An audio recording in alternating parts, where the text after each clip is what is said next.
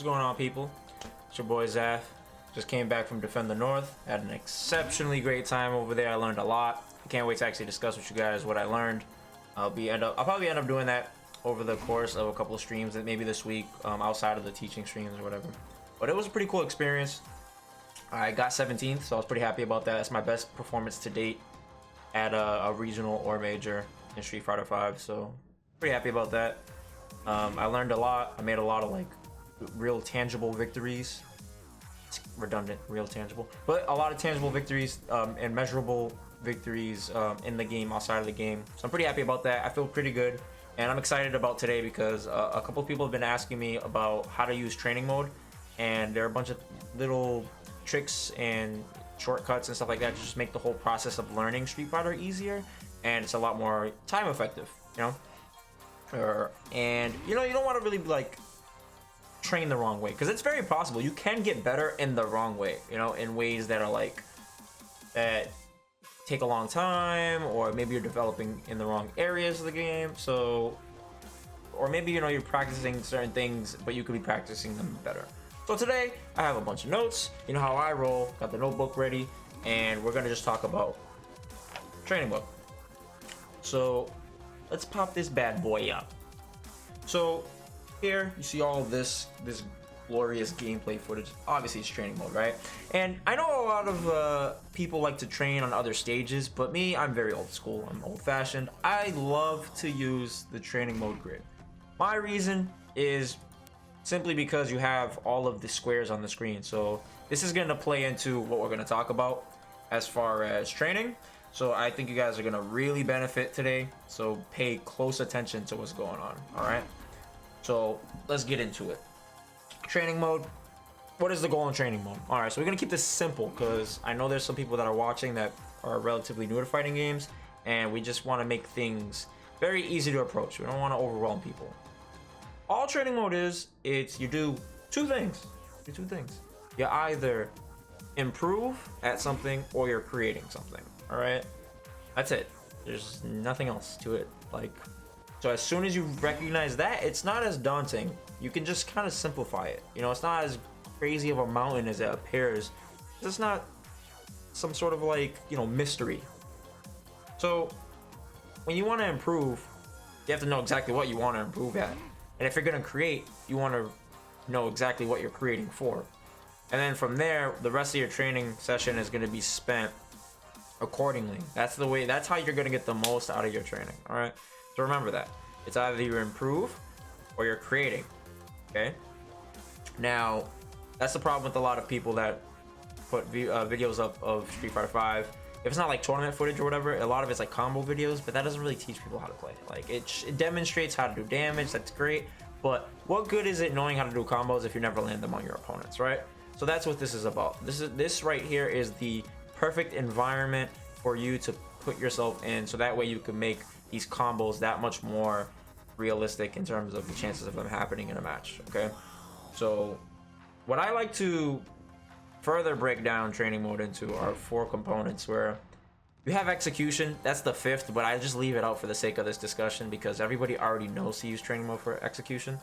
So the 4 elements that we're going to talk about are your spacing, your anti-airs, your hit confirms, and your whiff punishes. Okay, and I'm going to demonstrate all of that with beginner, intermediate, and advanced ways of going about, you know, learning that, because I know there are different skill levels watching this, right? So I don't want to show a beginner how to do something advanced if he doesn't even know how to crawl before he walks, right? It just doesn't make sense. And obviously you want to stimulate those advanced players that are in here. They don't want to just like do all the ABC stuff. They already know the alphabet, you know. So oh god, thank you sir for the follow, I appreciate it. So let's go into the features first. So this is often overlooked, and I'm gonna explain really thoroughly what's going on. Joestar, good sir. I'm biased. I already like his name for reasons that are not obvious. Thank you for the follow. I appreciate it.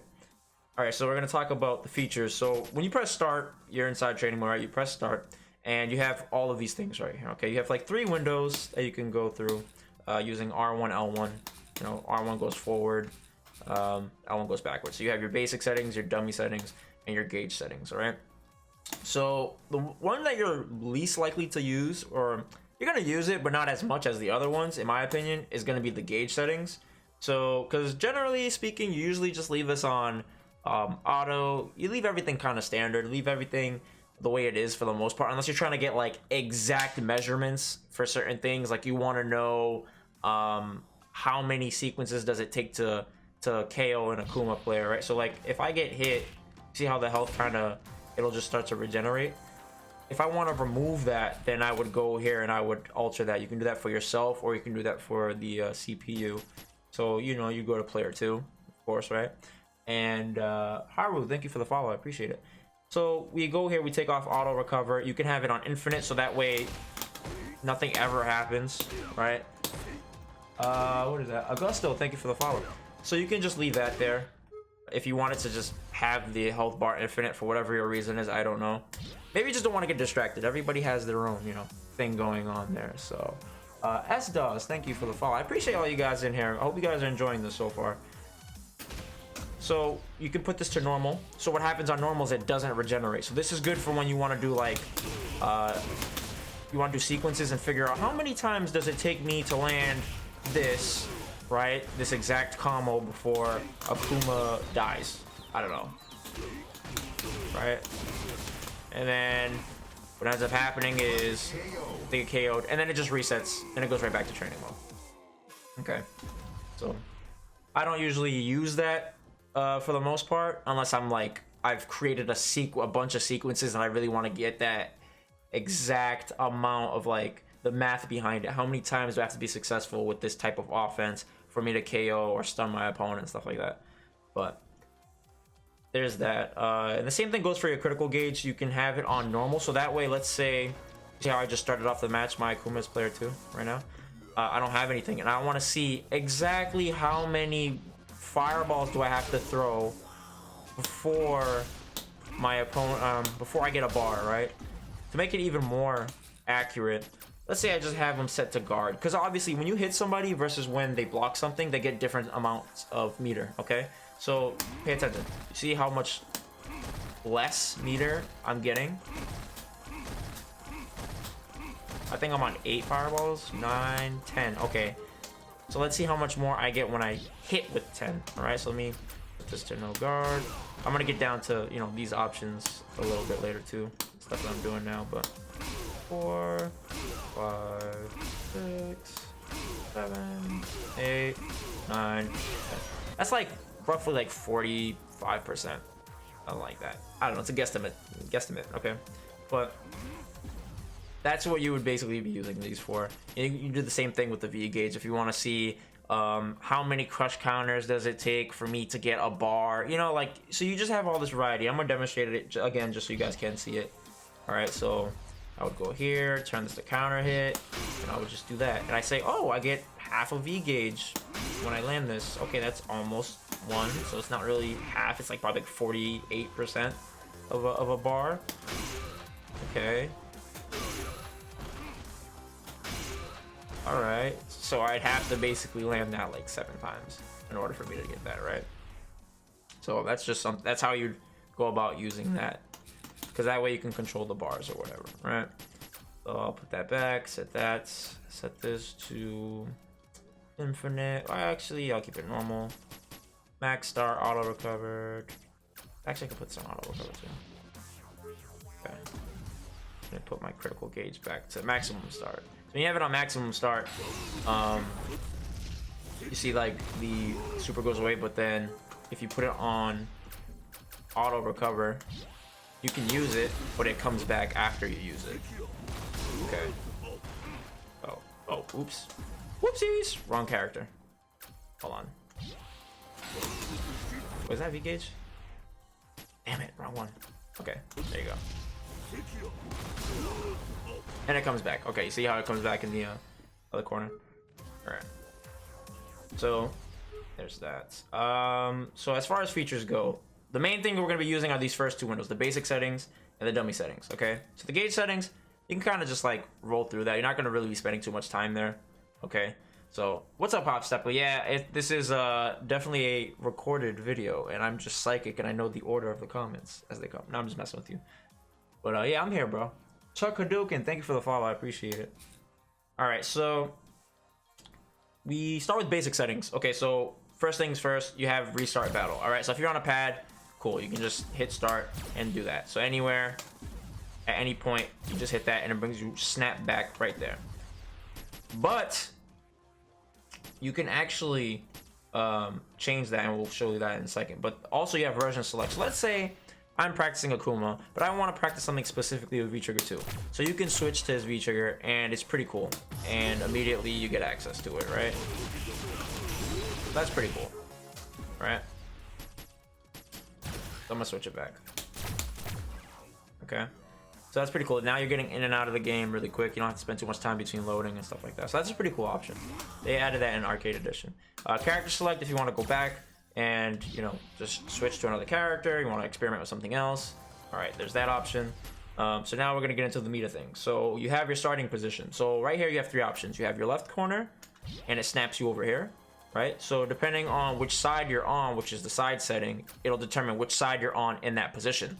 So if I want to be cornered, then I would do this. So if I want to practice, you know, seeing how far it is that I can corner carry from my position, you know, towards the corner, how far can I possibly get with a certain character or whatever, then I'd want to corner myself so I can measure that, you know. So it's like, you know, characters that have corner carry, crazy corner carry at that are Balrog. Who's another character? Cammy has really good corner carry.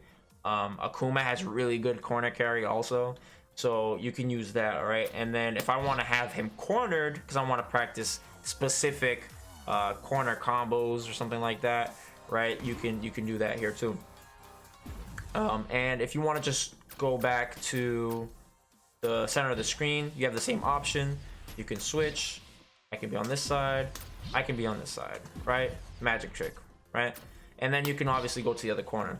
So it's gonna have these options, all right? And of course, again, you can switch sides.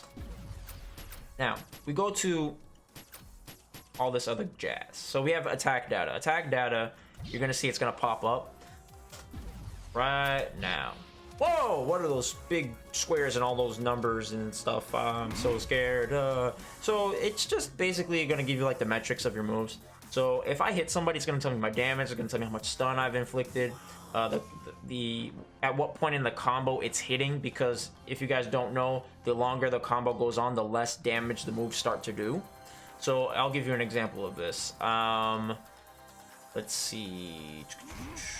Standing medium kick is how much damage does this do? This does, if you look at the second bar, this right above me. Oh my god, I lost my hand. That was kind of scary. Let me not do that again. Hold on, let me levitate. So right here, if you look at this, right, anytime I'm hitting the computer, all of my data is going to show up there.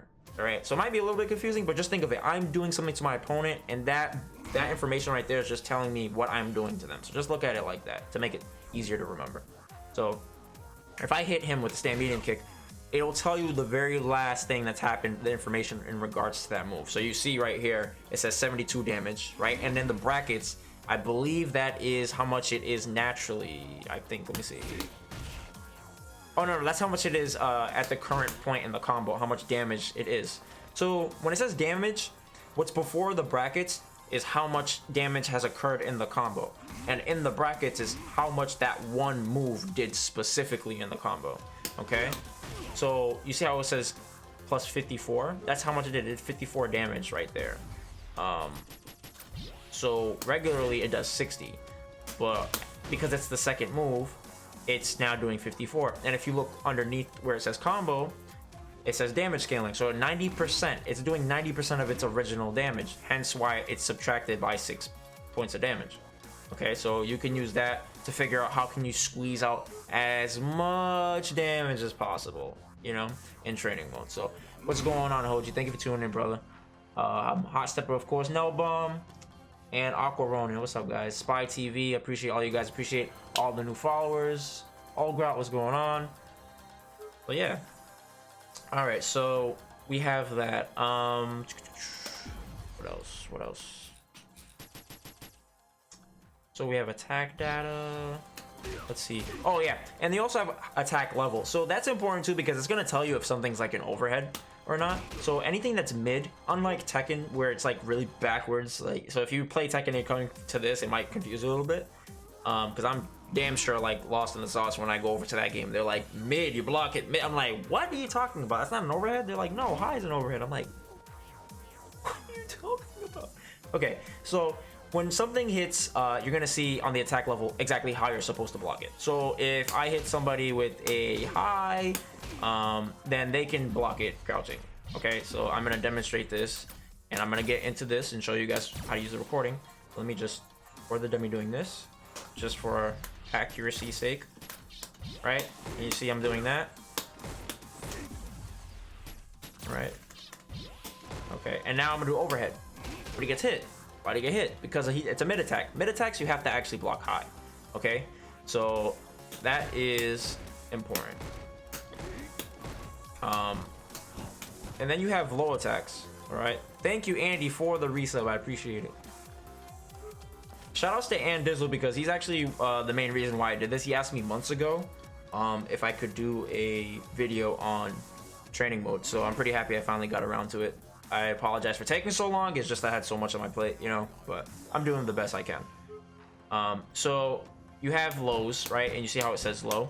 Okay, cool. So then obviously you don't want to block it low, right? Because if he's standing, then he would get hit.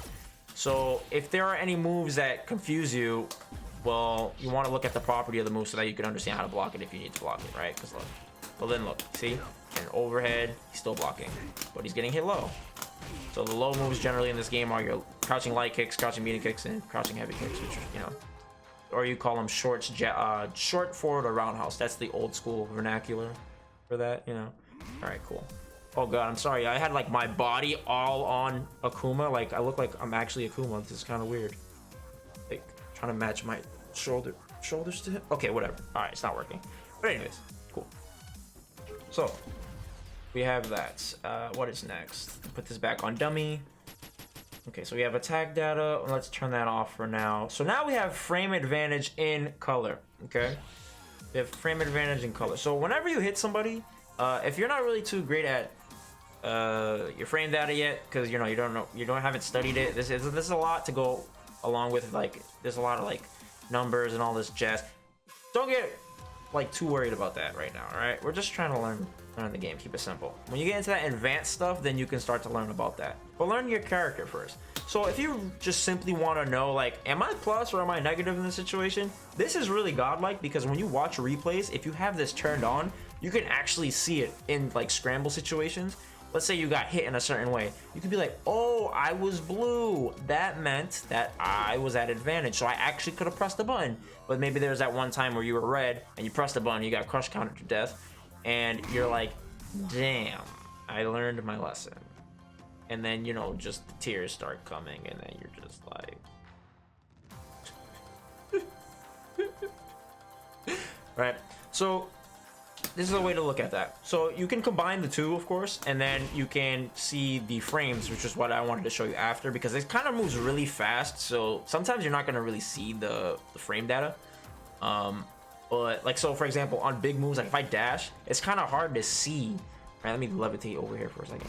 It's really kind of hard to see right there exactly how much advantage I'm at or disadvantage I'm at, right? Because if I'm red, that means that I'm negative. My opponent can still move. He's not in block stun right now, obviously. So that's why I'm not blue, right? I'm gonna always be red if my opponent is not doing anything. Just keep that in mind. So anytime you do something, you're gonna be negative if your opponent's not doing anything.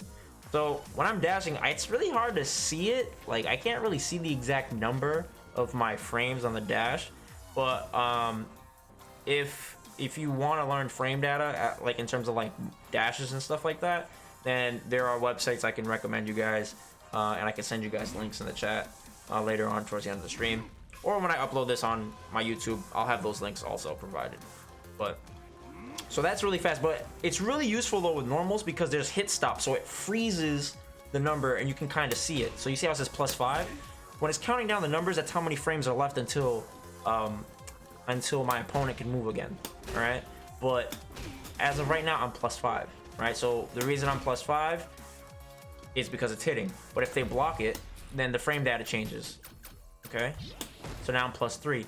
So you can use this to combo, to figure out combos. You go, all right, well, what combos? Oh, 2 hits. That means this works on, you know, on non-counter hit. As long as I hit, I can combo this. Okay, and if you're trying to learn like other specific counter hit setups, let me give you an example. Like this doesn't work, right? I'm +4, but the move is 5-frame startup.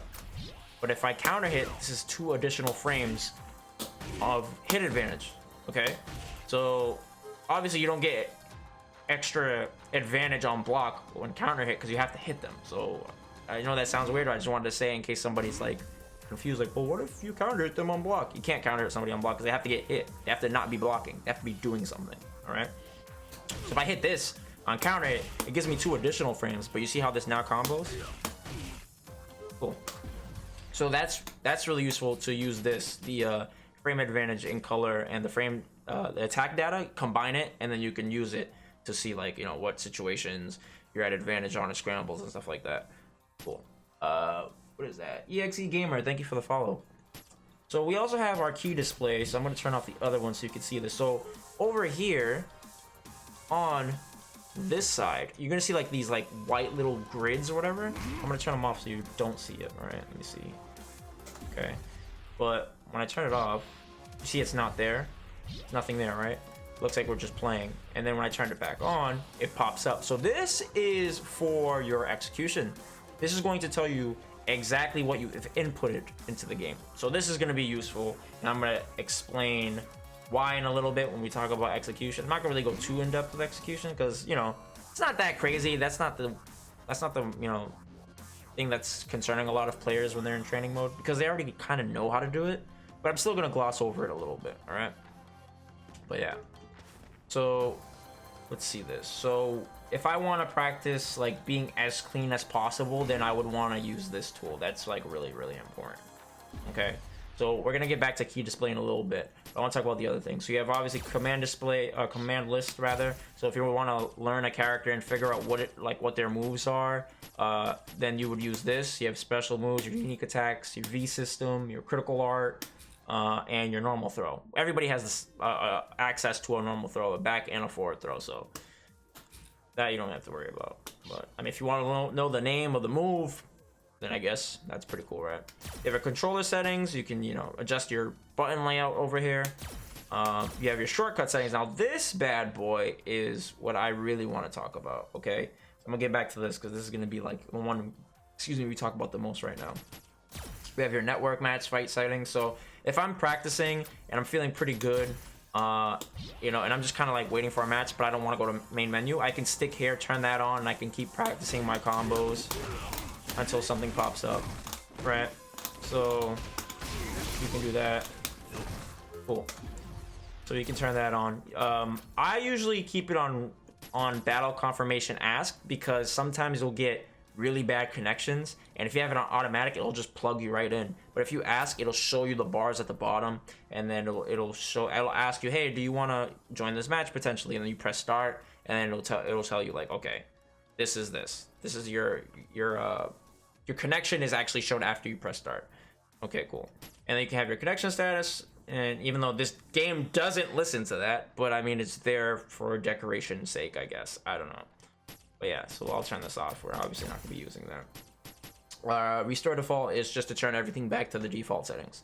Okay, so now this bad boy is what's going to help a lot of you guys in terms of this being really quick with getting to what you want to get to in training mode. Okay, so if you are on a pad, okay, you have one of these, you can use the touchpad, this touchpad right here, right? If you have an arcade stick, like I prefer an arcade stick. What's up, Shiv? The touchpads are they're located somewhere. If the stick has it, some sticks don't have it, but mine, the Razer Pantera, has it located right here. So this is a touchpad, okay? Some arcade sticks have it located right here, some of them on the side. I don't know, it varies, okay? So on the shortcut settings, you have all of these great old options. So when these are turned off, they don't work. When they're turned on, they give you kind of like a shortcut button, basically, right? So I'm gonna turn everything off so I can just demonstrate what this is. All right. Evo next week. Oh yeah. I don't know about that, man. So yeah, okay, so restart battle. So you have restart battle, and I guess the way you could do this is you hit L3, right? So I have an L3 button, I have an R3 button also. You can just hit L3 and it snaps you right back to the original position. Okay, so you combine that with the corner, right? So let's say I'm over here, it still puts me back. If I do a combo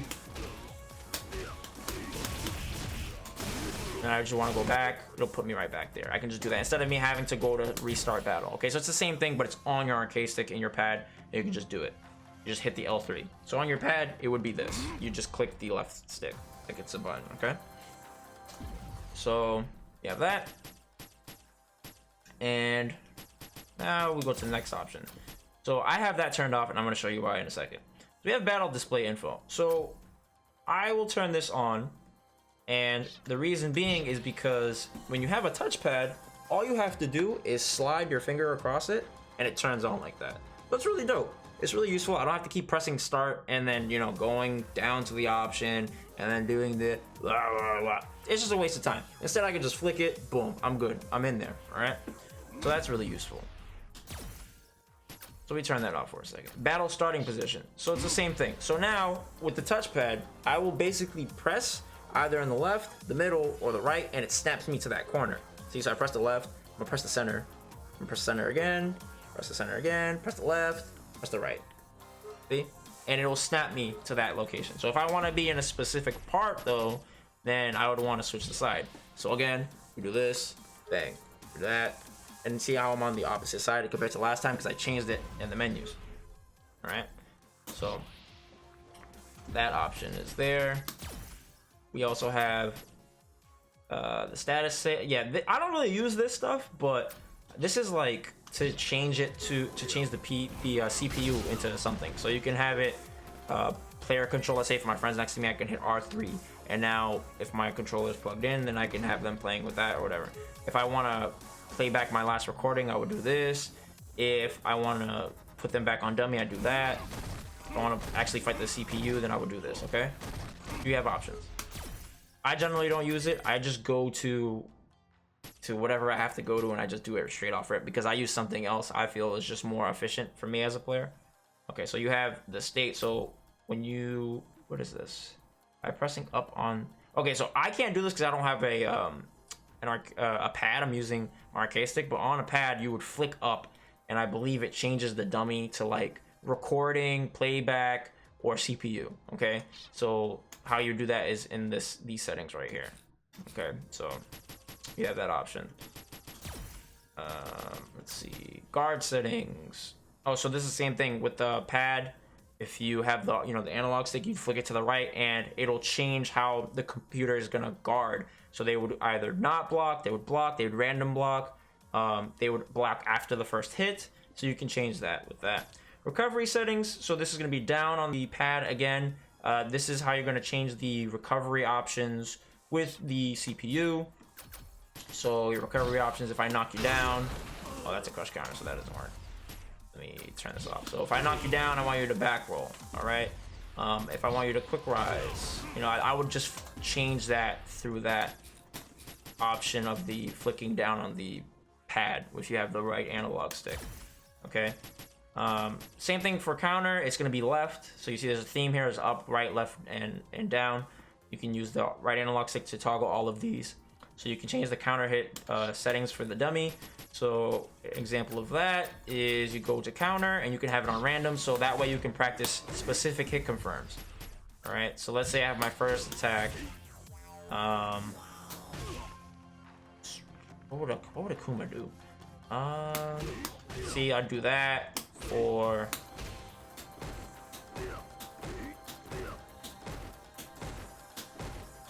What? Okay. I don't know what.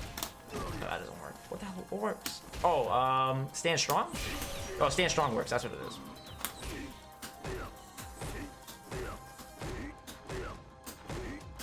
Wow, 𝔄𝔫𝔱𝔦, you are really behaving today, huh? See, so that works. There you go. So I can like alter that. I can practice hit confirming, and I'm gonna show you guys examples of that later on. All right. And the last, what is this? Computer dummy settings. Oh, so that's gonna be the same thing, I guess. Oh, I think this is how you record it. Oh no, you can actually play with the. I have no idea. I've never used this, but you guys can figure that one out. Okay, so these are my go-to. These last two, oh my god, when they reintroduced this in Arcade Edition, I was so happy because I used to just use this all day when I play Street Fighter 4. So if you guys don't know, the save status and the replay save status are crucial. All right, I generally leave the battle position, the restart battle on, and the battle info on. All right, so that's what I usually do. So actually, I lied. Battle info I leave on, and battle starting position I leave on. Because restart battle, if I need to use the L3 button, but L3 is going to be used for save status and replay status. So I don't want to use that right now. I'm gonna show you guys this. Okay, so check this out. If you have these on your arcade stick, the R3 and L3 buttons, this is a godsend. I'm gonna show you guys an example. All right. If I do this. You see how it says status has been saved right underneath me right over here? I'm gonna do it again, all right? And it says it right over there. What happens is if I press L3, it snaps me right back to that moment. All right? So if I want to practice a certain situation, I can literally just go right here and just keep practicing it. Let's say I just want to practice this. Because I don't want to, you know, like jump and do it. You know, that's just time consuming. Let's say I just want to practice this first. Or I want to see how low I can possibly go. See?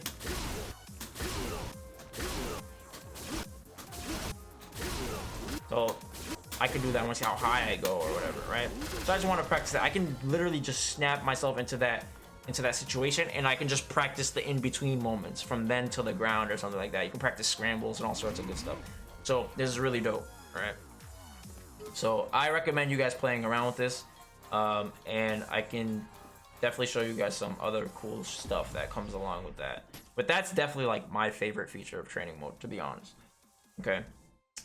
So let's see. So then we talk about dummy settings. So dummy settings, you're gonna have your status, which is gonna be your dummy, your CPU, which you can toggle to difficulty. I'm gonna show you guys some stuff with that later. Player control, when you want somebody to help you out with something in training mode, you'd use this. Playback, recording, your action recording settings, your playback settings. So when I record something, I'd use recording settings. When I want to play it back, I would use playback settings, okay? And you can display the recording playback info. So before Arcade Edition, this was always on, right? So you always saw that big annoying box up there right here, right? I'm gonna headbutt it. That thing was so annoying, right? Because it was like, I would want to practice multiple situations, but I would see the number and I know what's gonna happen because I recorded it, duh, right? So now you can actually hide this. So now you don't know if I set something up and I want to practice it, I wouldn't know. I wouldn't be able to tell. So that's really convenient. So I'm glad they introduced that. It's a small thing, but it makes a great difference for like somebody that's trying to train and be a pro player, because you need discipline, and that's how you're gonna obtain it, right? Is by testing yourself and challenging yourself. So let's see. We have. Hold on, let me just reset my Elgato really quick.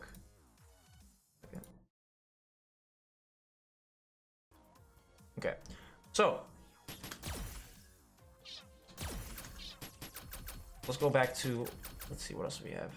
Those are the 4 options. Let's go back to dummy. So with the dummy settings, you have your states, so you can alter exactly how you want it to be, right? So you can have them crouching, you can also have them jumping, right? And what else is there? So those 3 movements, okay? And the next thing is you have your guards. So you can have them not guarding at all, right? So this is going to be kind of useful for like when you want to practice resets. If I want to practice specific like situations like let's see.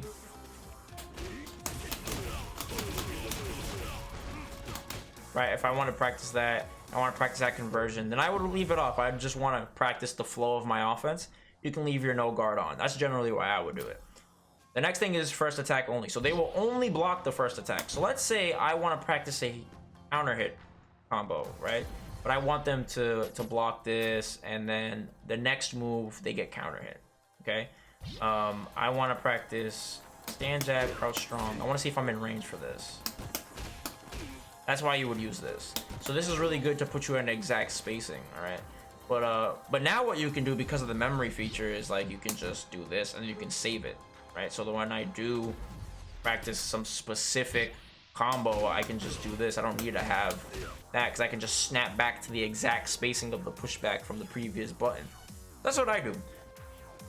So it puts me right there, but I can save this, take that picture with the reload feature, and I'm right at the exact part. So I don't necessarily have to do that. So that's just another option for it. So with first attack, this is how you practice your combos generally, is you're gonna want to see what works, right? So we see that doesn't work. So the computer is gonna block when it's given an opportunity to. So the way combos work is if I hit you, you get stunned for a certain amount of frames, right? You're like, oh man, I can't move, basically, right? That's how frame traps work. That's how advantage works, disadvantage. It's all about who can move first. So if I punched you in real life, I would not punch you because, you know, I love you guys. But if I hit you and you reeled back and you were in a daze for like a couple seconds, and if I followed up with another hit, that's technically a combo because you weren't in a mental state or a physical state to block the follow-up attack. You know what I'm saying? So that's the same thing in fighting. Is if I hit you with this, you see how he reels back? That gives me a certain amount of frames like we talked about earlier. You see how I'm +5. All right. Cool, right? So you see how that works. Okay. So this is how you would practice most of your combos. When you have guard all, this is really good for practicing block strings to just to get a sense of your spacing of where you are when your opponent blocks everything. All right, so this is what I would generally do. Or if you want to figure out how to, let's say up here, right, if you look at his health, I'm gonna point at this really quick over here. If you look at his health when I hit him on block, he gets gray health, right? So let's say I want to figure out how many buttons does it take for him to get to, I don't know, like within 50 points of gray health. So that's 20, 30, 40, 50. So if I hit a medium poke 5 times, he's now basically 50 points of gray health. So that's 50 points of potential damage on top of whatever I do. So that's how I would practice this. I would use this for spacing purposes. I would use this to see like gray health, like how much gray health can I accumulate. Sometimes you don't want to give people gray health. There's a side bit, but sometimes you don't want to actually have people blocking your stuff, because when people block your stuff, you know what happens? They get V meter, and certain characters rely on V meter. So sometimes it's best to just contain people and let them hang themselves, and then you capitalize into damage that creates a knockdown, as opposed to stray hits, because stray hits don't cause knockdown. So they'll get hit, but then they get V trigger. So it's kind of like worth it. You know, sometimes people will legit get hit. They'll walk up and block a move because they know, hey, I'm only, you know, X amount of hits away in terms of gray scaling for me to get a V trigger. So that's something to be mindful of. All right, that's more advice for like the intermediate into advanced level players that are watching right now. Okay. So then you have random. This is really dope for execution wise, for when you want to practice, you know, hit confirming. Okay. So I'm gonna get into that later, but this is just a small example of how you use this, because it's random. You don't know when the opponent is gonna block and unblock. That's literally what they do. The computer's gonna block or not block. That's it. Right? So you see how sometimes they block, sometimes it's not the same. It's not always gonna be 3 times of getting hit. Sometimes it's 3 times of blocking, maybe twice of blocking. See, like right there, it's different. So it forces you to react to the animation, to that spark. Because if you look, there's a difference between them blocking. It's blue. When it hits, it's orange. Right? So that's how you use that. Okay, so put that back on that. So for recovery, this is what you would want to study and learn when you are dealing with knockdown games. So you look at the moves that you have with your character, and you see that it knocks down, and you combine this with what we talked about from the example of your frame advantage. You could keep that on with your attack data. Okay, so your attack data has your frame advantage. But you can also turn on your frame advantage in color if you want to figure out what your knockdown is, like if you're at advantage. Okay, so you see I'm still blue. So if I dash though, because I want to close the gap, oh, I'm still blue. That means I can actually move first. But how much room do I have to move first? That's where you would combine it with the window over here, right? You want to combine that with this number right here to see exactly how much advantage you have. So if I do a 𝔄𝔫𝔱𝔦 heavy kick 𝔄𝔦, it's plus 20, right? And his dash, I believe, is 17. Yeah, so he's plus 3. So that means if I do this, this would hit meaty first frame against quick rise. Wait. There you go.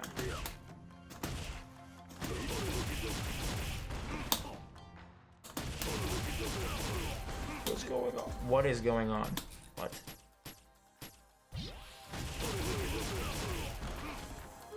Why is this giving me like very... Oh, I think it's because the I'm not hitting with the first hit sometimes. Okay, that makes sense. All right. So you have back recovery, which adds an additional 5 frames of recovery to your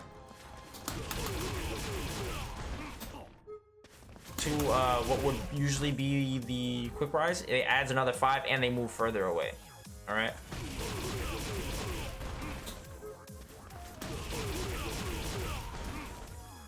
Okay. So then you also have random. So this will help you with just trying to react. Although I don't recommend this too often, to not rely on reacting because of the engine of the game. You can use this when you dash up to just give you that training, right, of reacting to what people are doing. So let's see if he backdash. Oh, he doesn't do anything.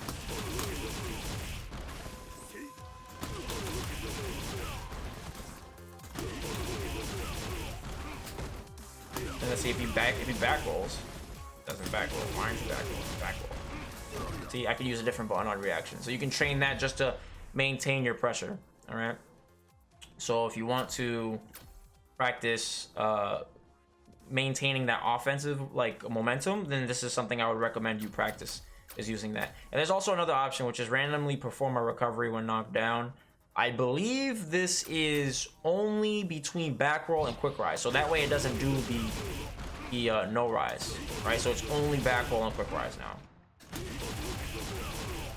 See, so it's only that. It doesn't include the no rise. So this is good for when you want to practice against somebody that you know always wants to get up off their feet. Then this is a good option for that. So like 𝔄𝔫 players, for example, not many people like to delay rise against 𝔄𝔫, because, or non-rise you can call it, because she can do some really messed up things with cross-up fireball and all sorts of nonsense. So maybe she wants to specifically as a character practice against people that recover back and forth, you know. So she would probably look out for that, as opposed to, let's say, like a Zangief. I don't really want to, against a Zangief do that unless it's a very specific situation. Because maybe they're trying to go for a meaty command grab, and then you can just wake up and punish them because they thought you were gonna quick rise. But yeah. Okay, so your counter hit, this right here basically is gonna give you the option of adding 2 additional frames to whatever hits, because anytime you hit somebody on startup, you're gonna get a counter hit state. Okay, so this is plus 5. We talked about that, right? But on counter hit now it's plus 7, so now you get access to different things. I'm pretty sure, yeah, this doesn't work. Yeah, this doesn't work unless it's counter hit.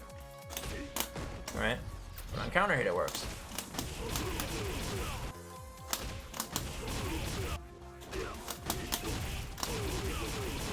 All right, and then you can have it set to random, like I was showing you guys earlier, where let's say I want to practice going for a certain hit confirm over something else. So if that hits, then I would go for low forward. But if it doesn't, if it does hit but it doesn't counter hit, then I go for stand medium kick. Right? So let's see. You do that. That also works. That doesn't work, right? Let's see. That doesn't work. Oh damn! The first attack is messing me up. Hold on. Let me save this. Okay. So sometimes you want to, like, when you practice this, hit the opponent and then save it after that, so that way you don't get the first attack, because that thing can kind of mess you up. All right, because it only happens once in a round, so you can just kind of get rid of it. All right, let's see. Although me, sometimes I'll train like with that in mind, because sometimes if you are in a round 3 of a match, let's say if you're in a tournament, you're in round 3 of a match, and you both have super, that is important. You might want to be able to tell the difference between when something is a first attack and when it's a counter hit. You know what I'm saying? So I would recommend that definitely at some point to get used to that. But for now, I mean, you don't have to worry too much about it. Big boss, thank you for the follow. I appreciate it. Right, so let's see that.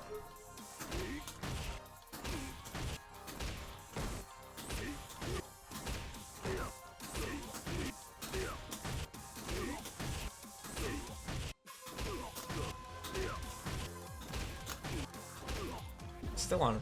It's on random. Why is it giving me counter hit every time?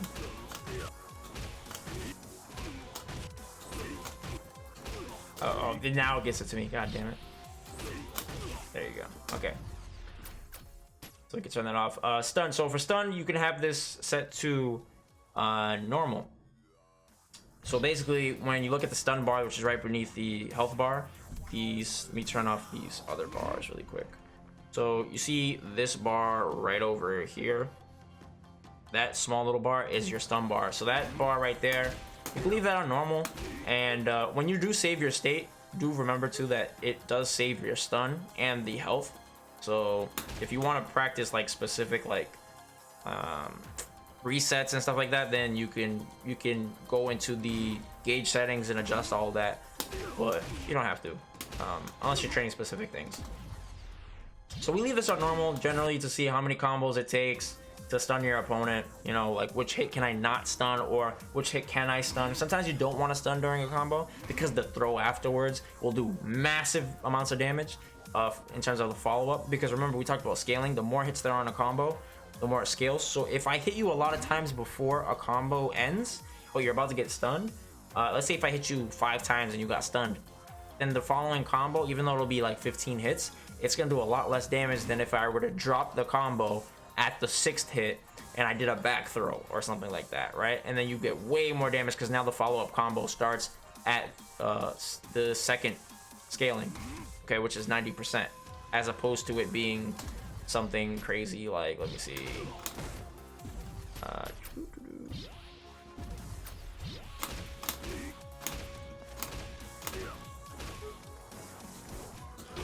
let's see, right?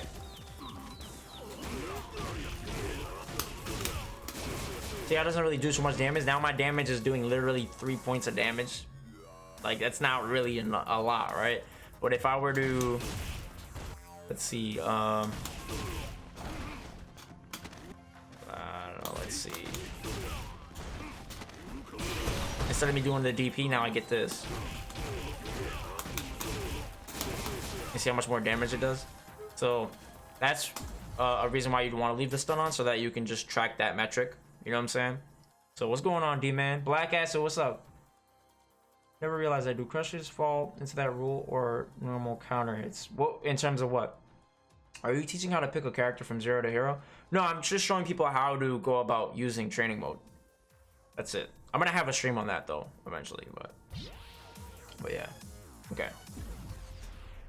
So you have no stun. So when you want no stun, you know, if you want to keep practicing a combo or whatever, and the stun bar is still gonna build, but you won't actually stun your opponent.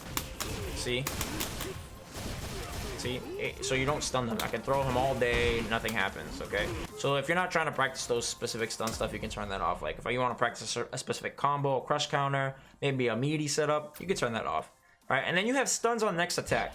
So this is really dope because if you want to see the most amount of damage you can get from each possible scenario, then you want to practice this. So let's say stand light kick.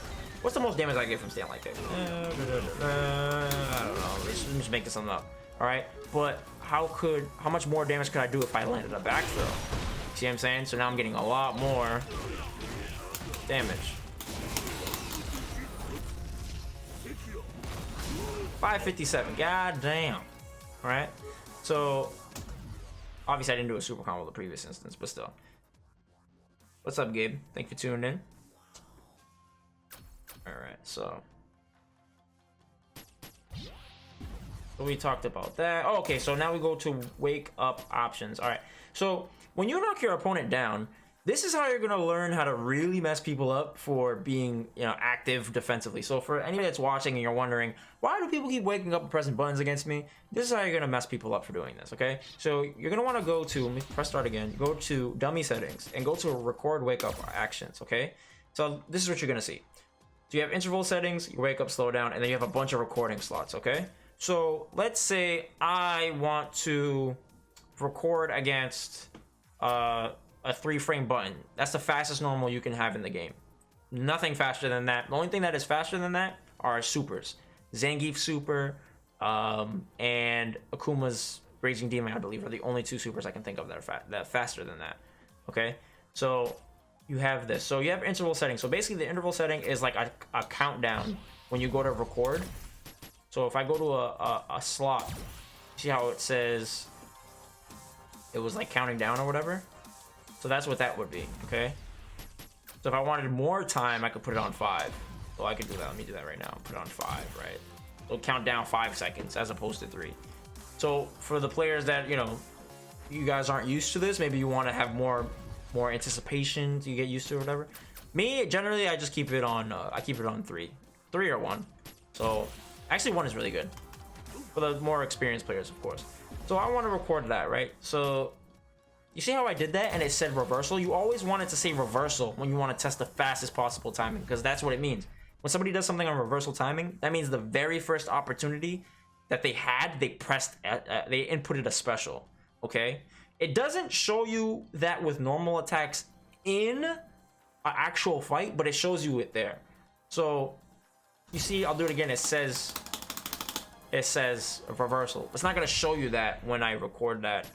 When I show you that right now, right? I'm gonna knock him down, and it doesn't say reversal. You don't see it, right? It doesn't say anything. So that's just for the sake of the recording aspect of it. Now, when you go back to this, though, this is really useful too. So for people that are having a hard time timing reversal, you could turn on wake up, slow down. So what happens is it puts you in this like Zaffarino, I mean, excuse me, this Neo state, right? Where everything slows down. Oh, I have to do it over again. I forgot I exited out. Oops. So it like slows everything down. Anytime you exit this, if you didn't actually record, it just resets it back to the standard. So you'll see it right now.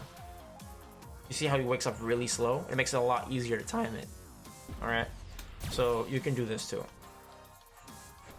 Or maybe you don't want to mash it. Like I just mash it. But if you actually want to practice like when you press the button, you can just use this. This is a really good way of going about it too. It's some good exercise. See? Okay. But then you also have multiple options. So anytime you record in any of these slots, you can turn all of them on at once. So you can literally have your opponent's character wake up with different options. Okay. So let's see. So we have record, guard, recovery. It's the same principles, but the difference being is that it's on block now. It's not when you wake up. So the guard slowdown is the same thing as the wake up slowdown. Okay. But now it's going to be when you block something. So let's say I want to practice this, okay? I want to punish people that are doing reversal 3-frame buttons. That's how I would do it. I would go to record, guard, recovery actions and do that. Wake up options are going to be for my knockdown situations, my setups, I would practice this. For my frame traps, I would practice this, okay? So think of it like that. Wake up is for my knockdown, and when I want to practice my frame traps, then I would do my guard recovery actions, okay? So we have that. And when you want to turn them on, you go to set, which is literally the 2 options underneath those, and you set it, you turn it on, okay? So if you turn it off, it won't be there. See, gets up, nothing. Turn it on, boom, jab, jab, right? Cool. Same thing goes for guard. Oh, what am I doing? Fail. So you want to turn it on. So this is where you use the combination of these things. So first attack only. Let's say I want to do that, right? Okay. So let's see.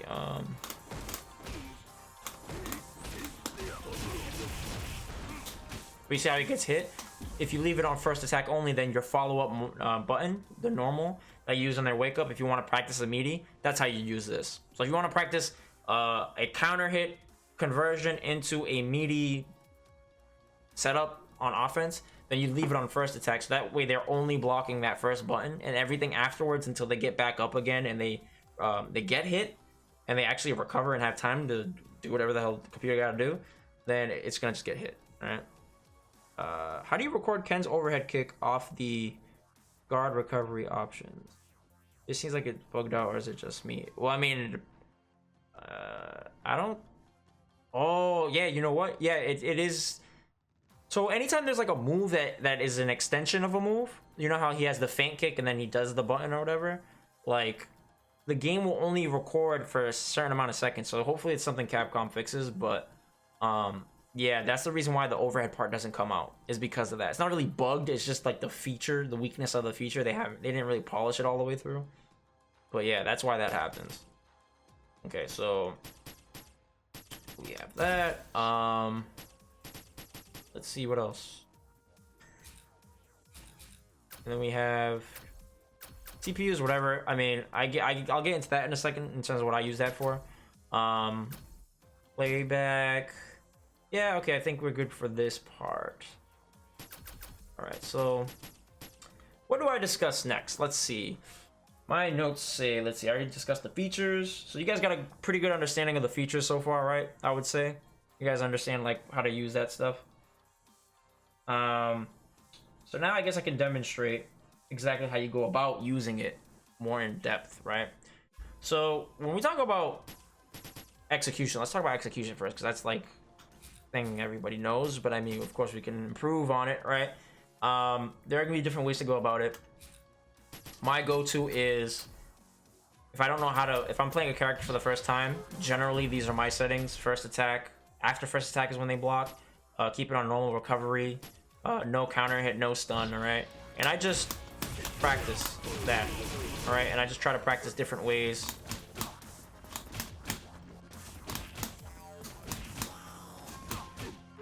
See what works, all right? Okay.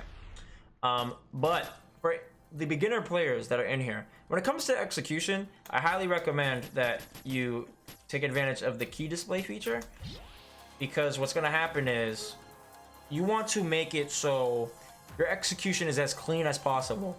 And the reason being is because the cleaner your execution is, when you're playing in a match and nerves happen, your execution will be off a little bit, but not so drastically where the game doesn't register your inputs.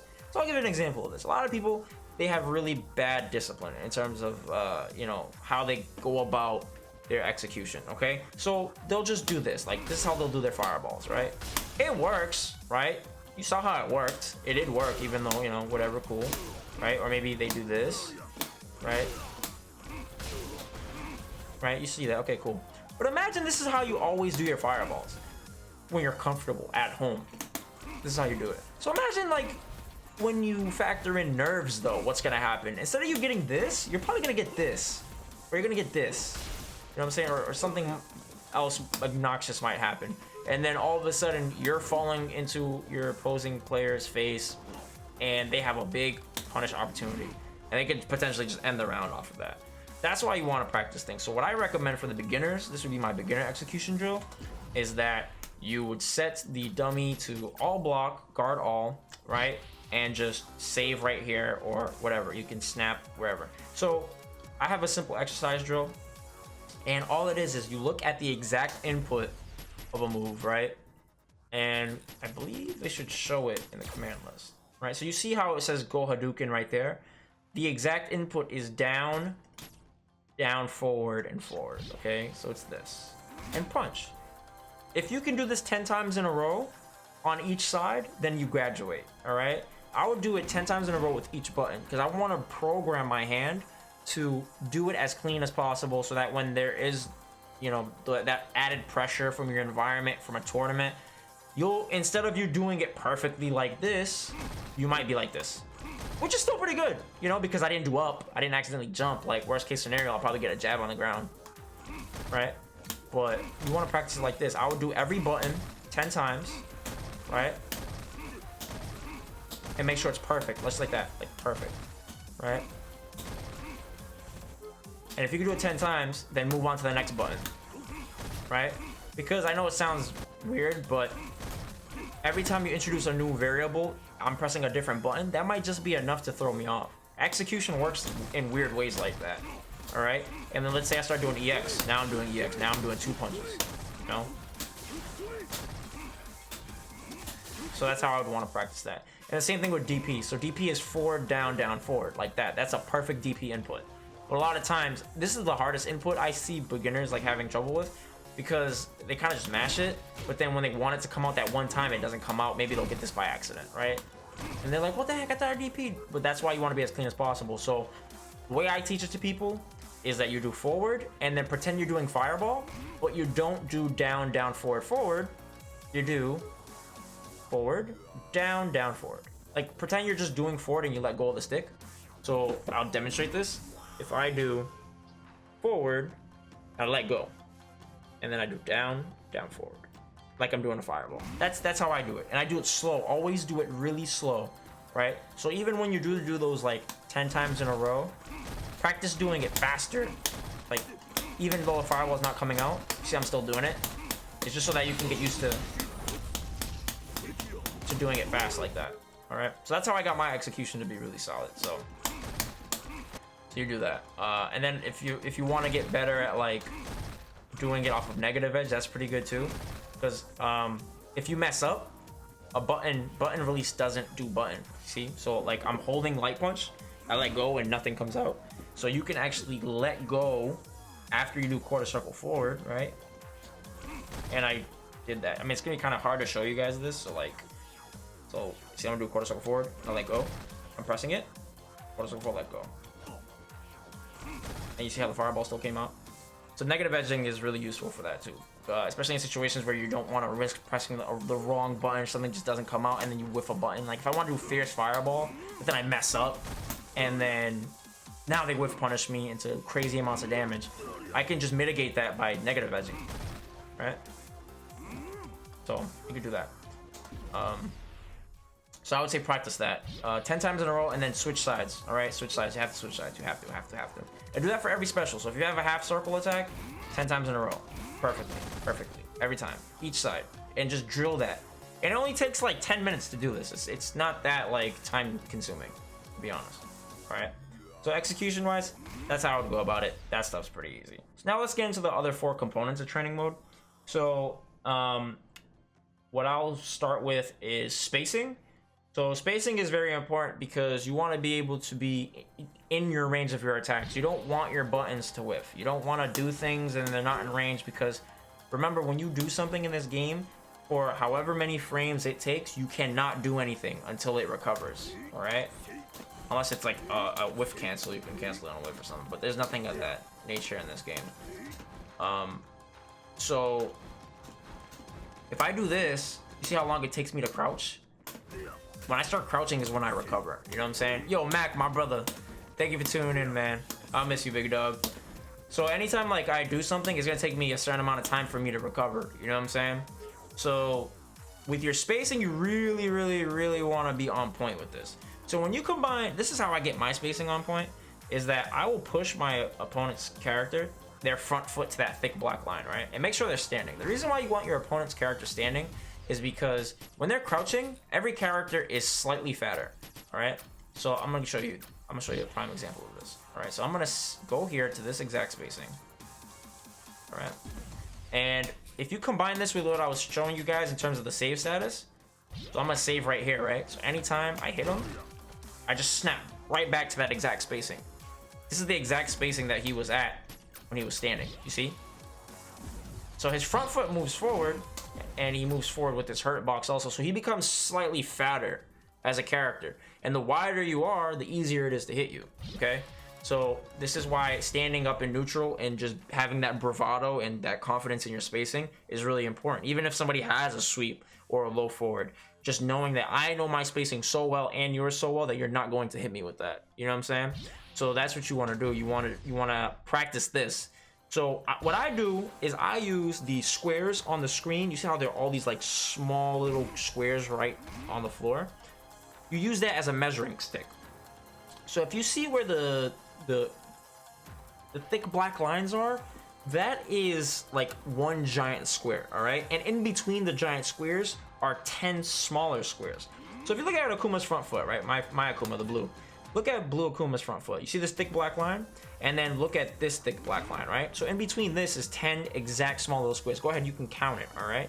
There's 5 until you see this dark gray. The dark gray is the medium point. So on the left and the right of that dark gray line, it's exactly 5 smaller squares. So if you combine this with the zoning lessons that I taught before, I have that uploaded to my YouTube channel also. So if you guys missed out on that, I highly recommend that, because that will definitely change your perception of Street Fighter for the rest of your life. But if you can combine that with this, then you will get some crazy like dividends, I'm telling you guys. So you want to measure this, all right? So let's say I snap him back to that, and I'm at exactly 5 squares, 0.5 squares. That's what I like to say. So 0.5. So let's see if I can just like, all right. So I would draw it like this, right? If I was measuring this, this is how I would put it. I'd put it like that, 0.5 squares. Okay. Well, you can't really see it because the lighting's not there, but the lighting's over here, not over here. But see how I wrote 0.5. So from my front foot to Akuma's front foot is 0.5. If I go back to this, exactly 10 squares away, then I would write this as this, 1 square. All right, 1 square, the bottom. That's what I would do. Okay. So you don't pay attention to that. Pay attention to the bottom part. That distance right there is exactly 1 square, or 10 smaller squares. Right. So I'm using the decimal form because it's easier to look at when you put it in your notes. So that's the reason why I do it. But so yeah, so you have this. So you have this measuring stick. So we're at 5, right? And let's say I want to measure my button. Which button do I want to measure? I want to measure stand strong. All right. So you remember I said when you're crouching, you're fatter. Look at that. Was I lying to you guys? No, Zach would never lie to you guys. God damn it! Look at this. Crouch. You see? Oh, I was like, wait, how did he get hit? I forgot about the guard action. Okay, but you see that?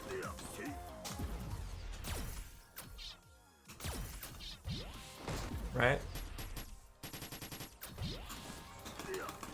Again, I just do this so you guys can get the visual aspect of this down. So you want to work on your spacing, then this is what you're going to want to do. So you're going to want to measure your pokes, okay? You want to measure all of your pokes. If you want to be extremely great with your spacing, measure your pokes. I do this with every button that Cammy has, all right? And when I play other characters, I do it with their buttons, because I want to understand what my ranges are and what their ranges are, so I can know what my options are and what their options are, right? But don't get overwhelmed by that. Just work on your character. You want to understand, like, where does this hit?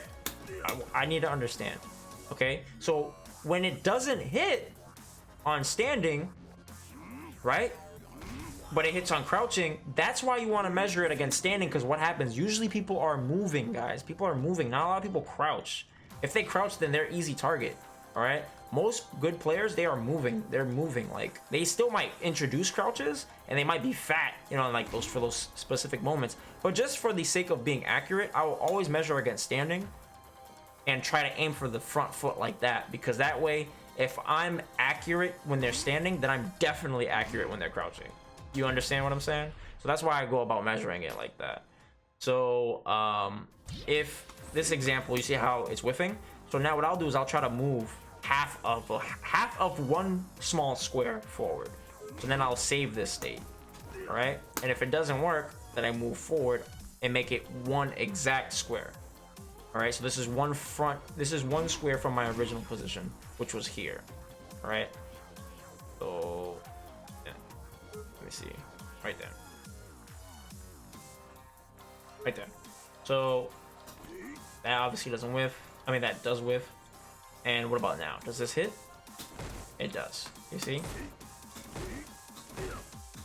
So we can say that Akuma crouching adds 1 small square of length on his hurt box. You know, so I can use that to help me determine my spacing. Okay?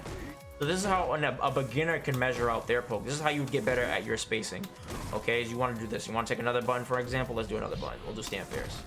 All right. So now because I already showed this, we can blow by this a lot faster. All right. So if it hits though, you want to find out where it whiffs. I already know this button's gonna hit when I'm here. obviously. I want to know where it's gonna miss, because that's where my discipline is gonna have to take, you know, be sharpened, because I don't want to make that mistake. Oh, so you see, so 6 squares is where it whiffs. All right. What about 5.5? Still whiffs. Okay. So 5 is where it would hit. All right.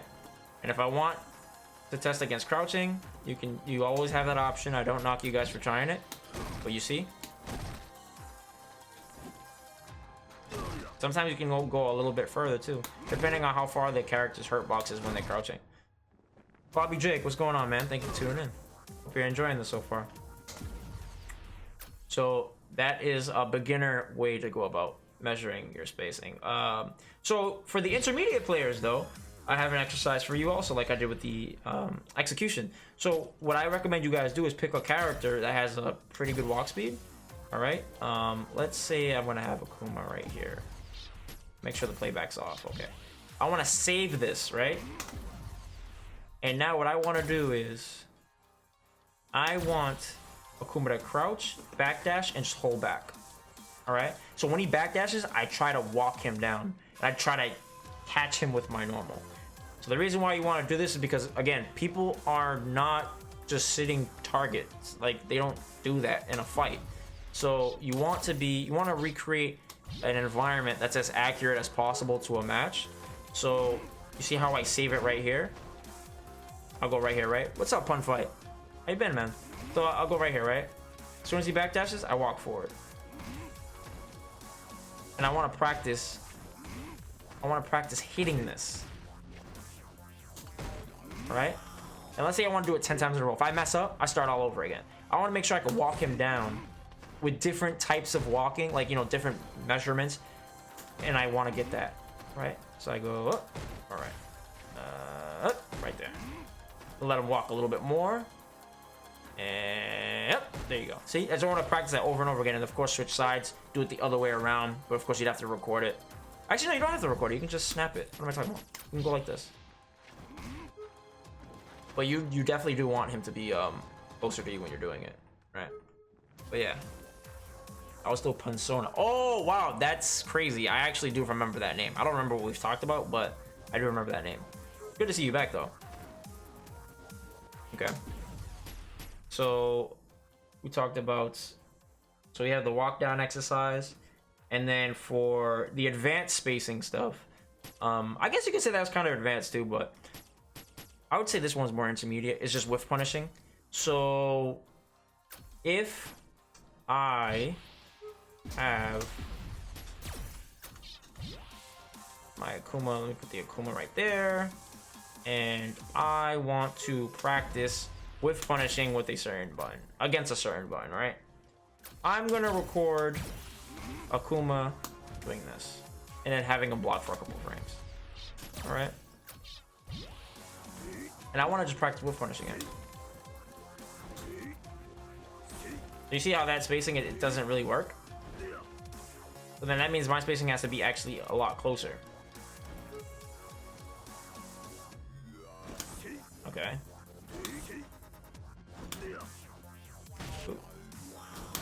So you can walk up and whiff punish.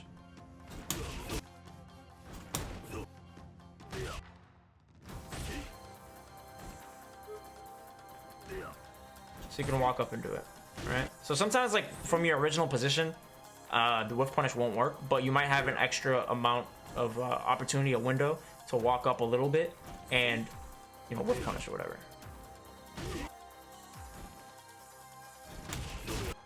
Yeah. Yeah, I was gonna say that you pick 𝔄𝔫𝔯𝔰. Picking 𝔄𝔫𝔯𝔰 would be the best for the walk back drill, but for the players that are not that great, they would want to start off with the slower, but you know, a slower character that still has like a pretty decent walk back speed, because you know, you want to give them that encouragement that they're doing right. You don't want to overwhelm them, so that's why I pick 𝔄𝔫𝔯𝔰, you know, and just demonstrate that. Excuse me. But yeah, you're totally right. Like for the more experienced seasoned players, if they want to do that, then yeah, they can definitely go about that. Okay. All right. So that's, you could practice with punishing like that. You can practice with different buttons. All right. So you can figure out like at which spacings can you use different buttons. You see how like the stand forward wasn't really that great, but the sweep works pretty well. And then you can figure out at which range, like how far away can I whiff punish. This is also really important.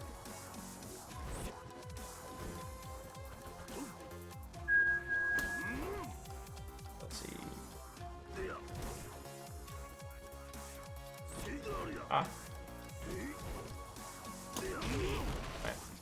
And then every time you whiff punish, I'd move back a square just so you can know. You know what I'm saying? So you can understand like at what range you can get away with it. I could crush counter him. You might be able to like crush counter a lot further. For the most part, you definitely can crush counter somebody further away than you can whiff punish, because when you crush counter, you're hitting somebody when they're out, when they're extended. But when you're whiff punishing, you're hitting them on the retraction phase, when they're trying to come back and do something, like, and be able to move again. So you see how I was just crush countering this? Let's see. Play it a little more.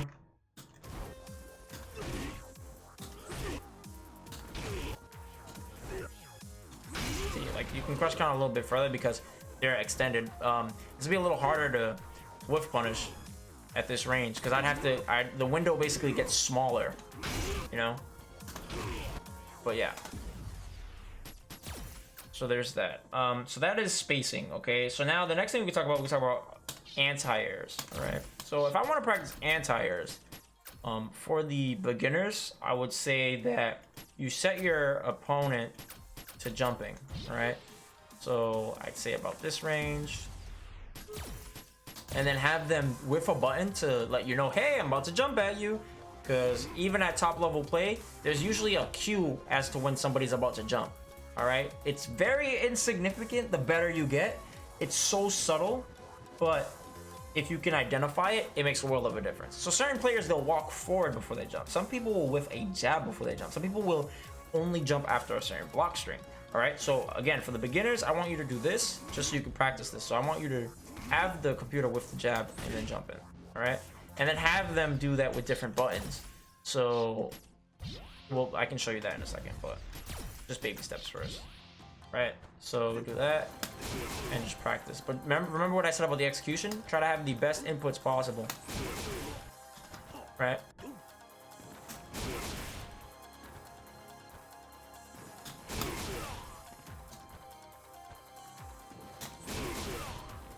Okay, so that was the cleanest input I got of it so far. Ooh. Go forward, down, down, forward. All right. You just practice that over and over again. But then when you get really good at it, again, the 10 times in a row thing, I like to say 10 times. That's like my metric. If I can do it 10 times in a row on both sides, with, you know, my right side is my weaker side execution wise. So if I can do it on both sides, then I'm gravy, you know?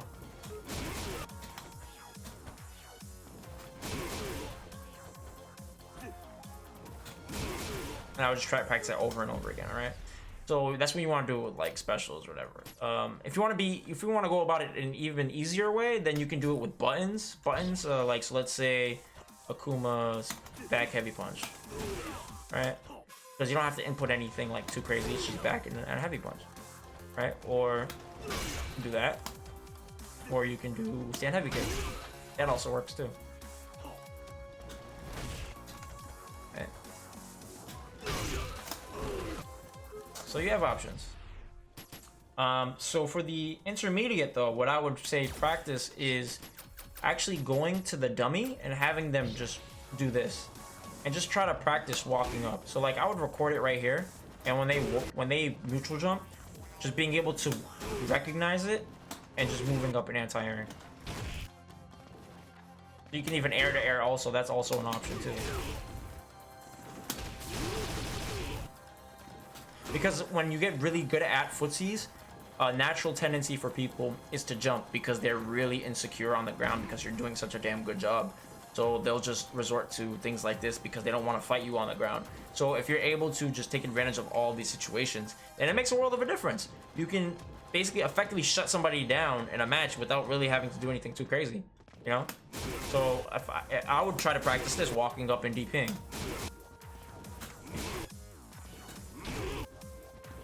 Do you see how I'm not moving until I see him leave the ground?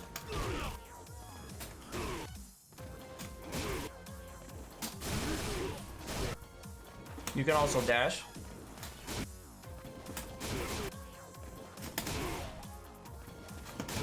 I don't even know if you can do this in super. I'm pretty sure you can, right? Okay, yeah, you can. All right. And advanced. So for the advanced players, if you really want to get better at your anti-air game, because there are advanced players that do suck at this, to be honest, I recommend doing this. This is my little exercise. So if I have this spacing, right, I will use the playback recording on the dummy settings, and I go to action recording settings, and you have all of these slots, right? So I would generally do, I'd start off with like 3, or I'd start off with 2 recordings, right? Actually, no, let's go even further back. So let's do this. We'll have an advanced and an advanced level 2, okay? So this is advanced level 1. Have your opponent just move a little bit before they jump, okay? So have that as a thing. So that way you can practice, like, you're anticipating, but you're still disciplined. Because the thing is, like, when people play fighting games, they want something to happen right away when they make the reach. Like, I want you to do this right now. And then it doesn't happen right away, but it does happen. You know, and then they get frustrated. This is how you develop that muscle, right? Just being able to wait it out. Wait it out. Alright, even practice, like, whiffing buttons and still being able to DP. This is important, too. See?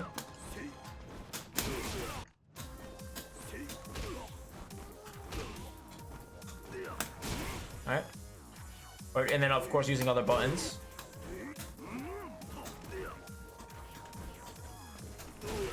Alright. Do you want to practice that? Generally, when I am in that situation, I would stick to medium and light attacks, because if you do the heavier attacks, then you are a lot laggier, and it's hard. It's going to take a longer time for you to recover. Alright, so I would just stick to using those for the most part. I guess people that are really jumpy, if you don't have to, you know, like, just the risk reward of the situation. So let's look at another one. So I'm gonna turn that off. We'll go back to the same spacing, right? And now I'm gonna record a second option. So this is at, like, advanced level 2 of anti-airs. So I would have them do something else, right? Something like that. Just to add some sort of variety to trick you. All right. Actually, it would be a lot better if this is actually a much better example. So what I'm gonna do is I'm gonna do the same thing, right? But I'm gonna dash. Okay.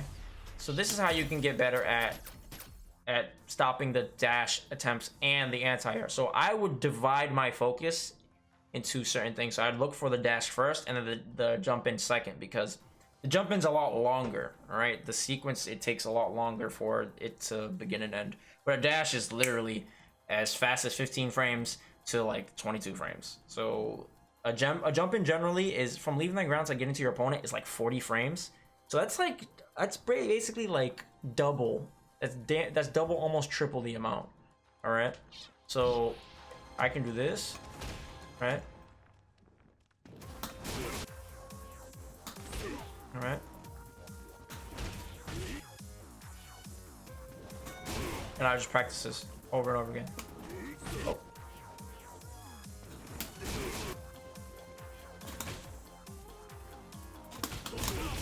Right. This is like a nice little exercise. So that's how you could practice that. So just to throw variety at your brain, so your brain has a harder time. You know, you got to make it uncomfortable, so it's like really strange. Okay. So that's how you could do that. And now let's go into hit confirm. So this is the third of the fourth that we're gonna speak of. All right, so hit confirms. When we talk about hit confirms, let's see. So for beginners, I would say get familiar with your frame data. Go to your frame advantage, turn on your attack data, and I would definitely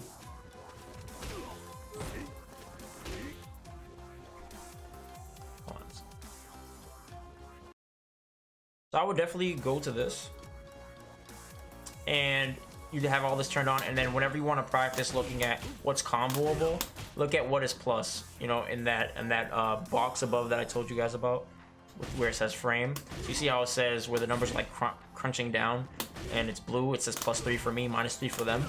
So whatever I am, my opponent is going to be the opposite, unless, you know, it's 0, because then obviously it's the same, right? But I'm +3, so then in order to combo from this non-counter hit, I would do stand jab. That's a 3-frame button, right? But if it counter hits, then I could get a different combo. I can do that. All right. So I would say get familiar with your frame data of your character. That's really important, because then you can understand like what can combo into what when I hit this like randomly, all right? So there's that. For the intermediate players, I would say that you should be practicing with random block, and that way you can practice differentiating, seeing when somebody blocks something and going about this course of action versus when they get hit and following through with the combo. So if I do this, right, let's see. Okay. Oh, see, so I don't really want to go into the stand medium kick because I'm -4. All right. So I want to be like on point with this.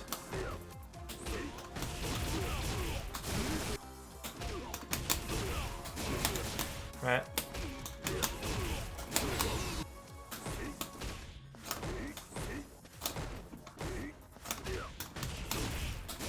See? So you see how when it's blue, when I see the blue, I'm just like, oh, they're blocking, and I go about whatever the route was in my head. You should already know this. You should already practice this in training mode. Like, if they block this, what do I want to do? And you have like you have a sequence of offense. So you kind of go down this decision tree based off of what character you're playing against, depending on the situation. Do they have access to V meter? Do they have access to super bar? How many bars do they have access to? Because maybe they don't have bar, they can't reversal. Maybe they can reversal, but you don't want to block. Like, all sorts of things. So you want to have like a decision tree when this hits versus when this is blocked. Okay, and once you create that decision tree, just practice this over and over again, baby steps. So you don't have to do the entire sequence right away, but like, so let's say you're a beginner, you have a hard time going into this when it randomly hits. Just practice the first 2 parts. That's what I usually tell people when I teach them. I say just practice the first 2 parts of something. So I'd say this, just practice that. Okay.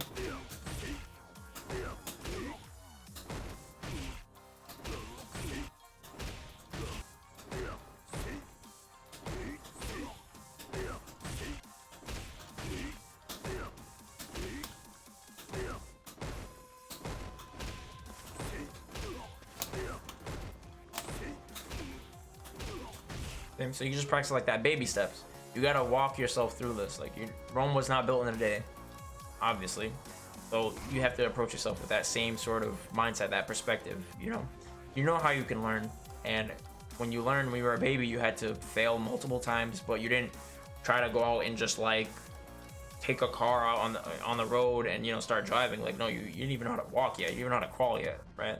So baby steps. You don't have to do everything I'm doing right away, but just take it into little chunks and achieve little things every day, and you'll feel really good about your progress. Okay. So for the last thing, for the advanced players, I laugh at this because I think a lot of players don't think about this.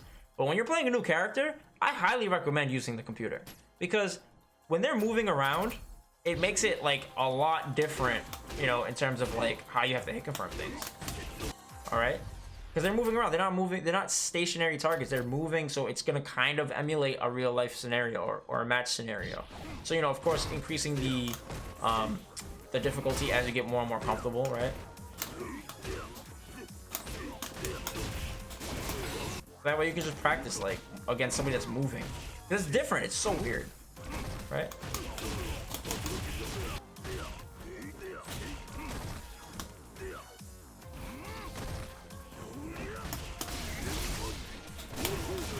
See?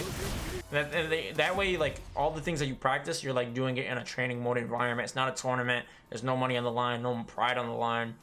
You want to recreate these scenarios. Infiltration once said that when he doesn't play the game, he thinks about the game.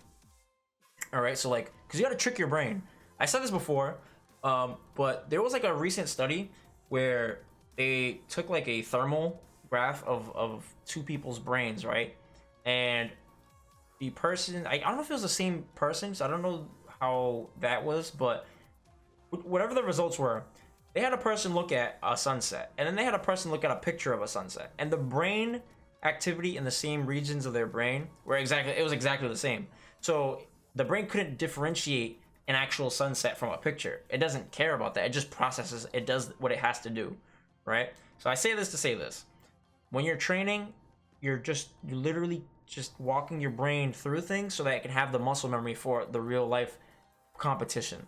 So I know it might feel redundant, but if you really want to get good at things and really make progress, then you gotta just negotiate with your brain. You gotta teach your brain these things and walk it through baby steps, you know? So that's just something to be mindful of. All right, so now we go to the last portion of this, which would be whiff punishing. Okay, so this is kind of an extension built off of what we talked about with spacing, but now this is kind of its own realm, where for the beginners, I would recommend you would take your opponent's character, right, put him back on that big thick black line. I just like the thick black line because it's easier to see than the smaller lines. But let me put him right about here, and I'll use this one because the red one's kind of thick, so whatever. I like to use these. So let's say I do this, right? What's up, AJ? Thanks for tuning in, bro. So I'm right here, right? And I want to whiff punish a move. Usually what I tell people is start off with the moves that you know your opponent is most likely going to press. Okay? You know for a fact when you play against Kuma, he's going to hit stand heavy punch. You all know this. He's definitely going to do it, right? So we can start off with that. Let's do that. So we'll have the Akuma with this. All right?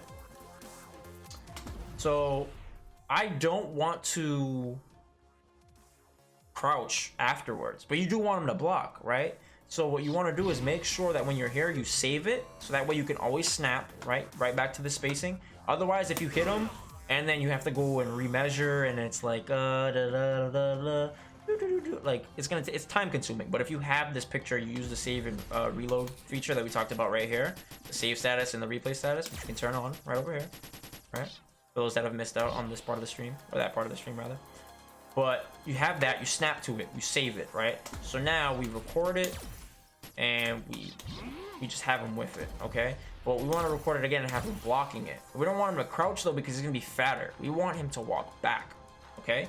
So walk back, okay? Because what happens is, if he can block it,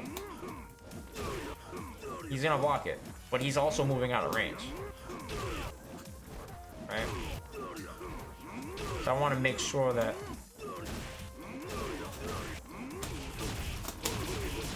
this is how you can do it. You want to make sure that you are in the exact range, all right? But I have to correct myself, actually. What I want you guys to do first is not do the blocking aspect with a move back. You want to actually figure out what the range is, right? So this is 7 squares. If I move any closer, it looks like it's about to touch me. So I want to start doing half square movements instead. All right, just to make sure. Still didn't hit me. All right, let me see.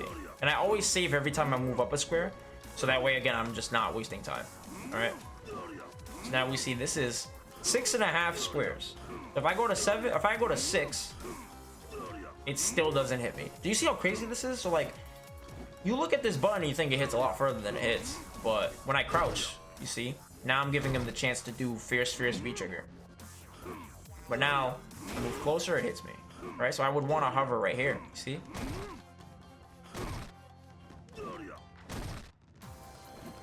I want to watch my front foot.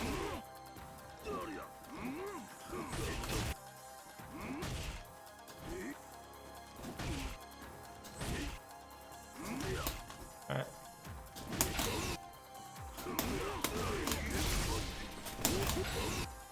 Okay, so this is how you go about that.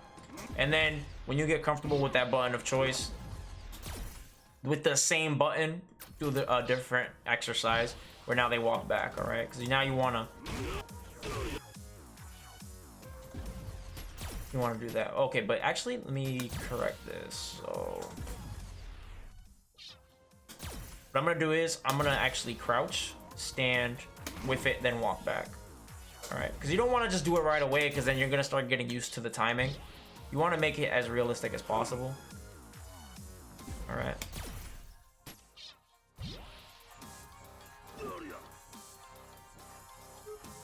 Right there. See? And I have kind of danced around, just practice that movement, that shimmy, right?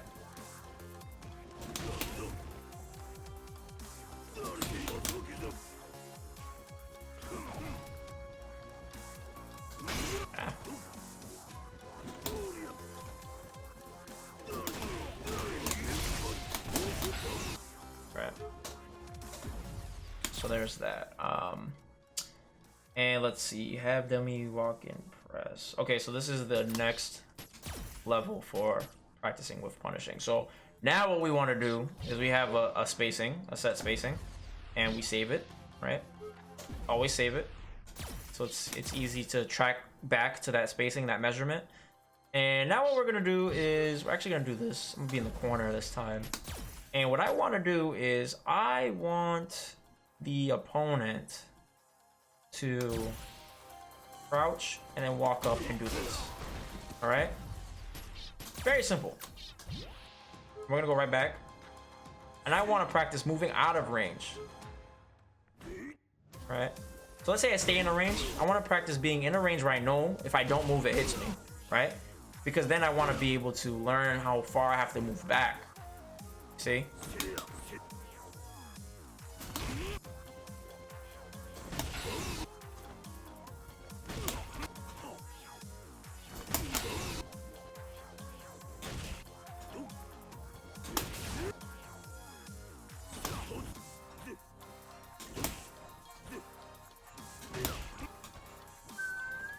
What if this cancels into super?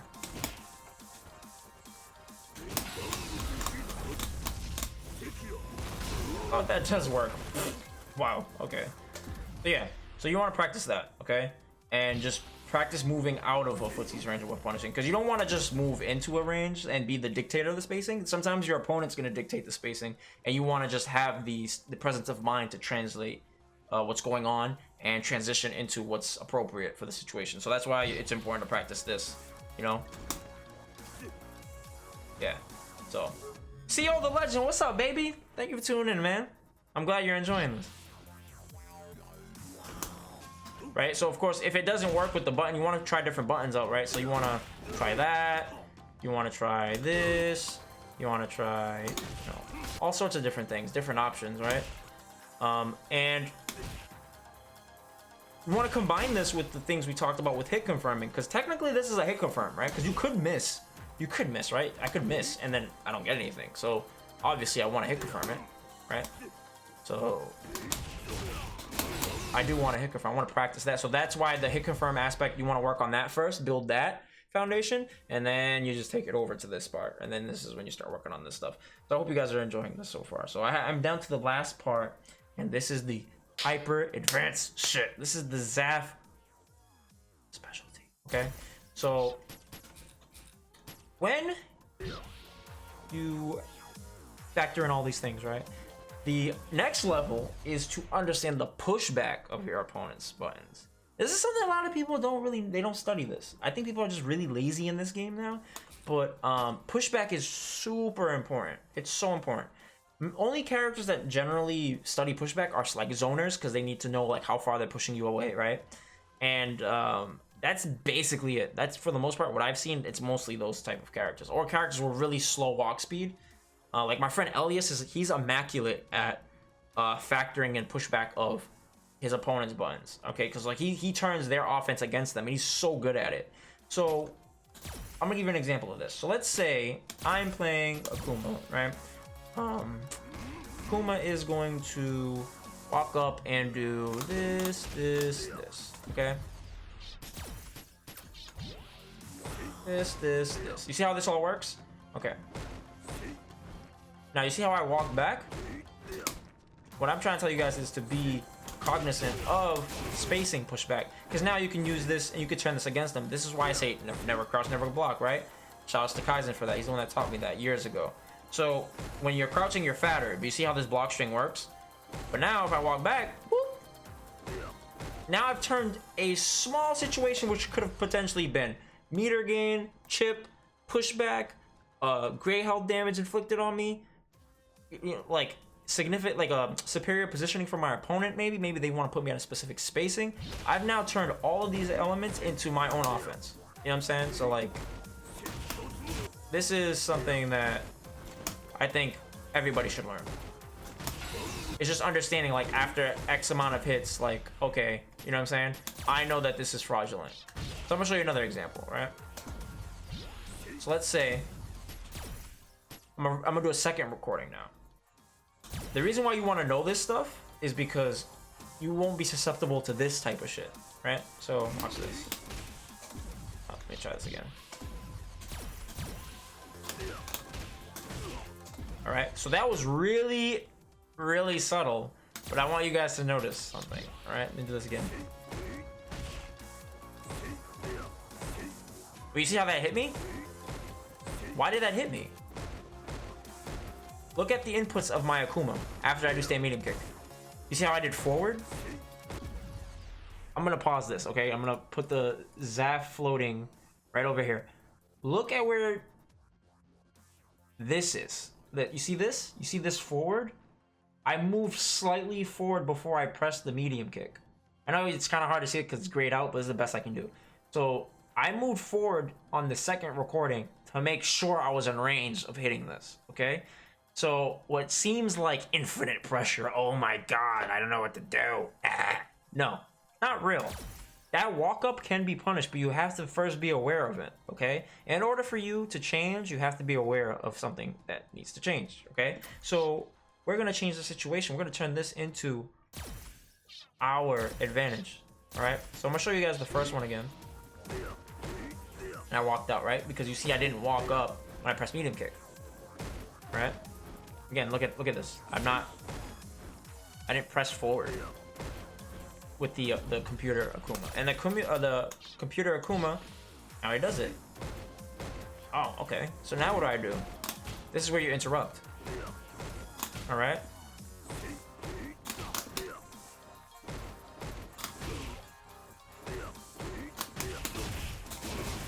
You can even do that.